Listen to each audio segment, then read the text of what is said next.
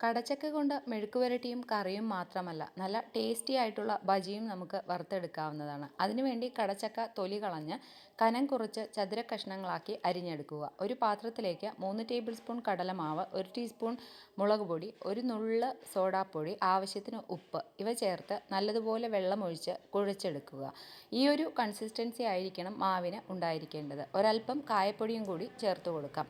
അരിഞ്ഞു വെച്ചിരിക്കുന്ന കടച്ചക്ക ഈ മാവിലേക്ക് മുക്കി ചൂടായ എണ്ണയിലേക്ക് ഓരോന്നായി ഇട്ട് കൊടുക്കുക. ഞാൻ കുറച്ച് എണ്ണ മാത്രം ഒഴിച്ചത് കൊണ്ടാണ് 3 കഷ്ണങ്ങൾ മാത്രം ഇട്ട് കൊടുത്തത്. എണ്ണ കൂടുതൽ ഒഴിച്ചു കഴിഞ്ഞാൽ നമുക്ക് കൂടുതൽ കഷ്ണങ്ങൾ ഒരേ സമയം തന്നെ വറുത്തെടുക്കാവുന്നതാണ്.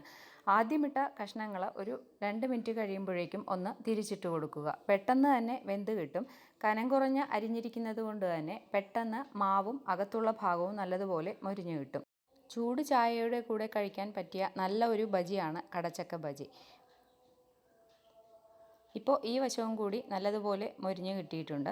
ഇതൊരു പാത്രത്തിലേക്ക് മാറ്റാം.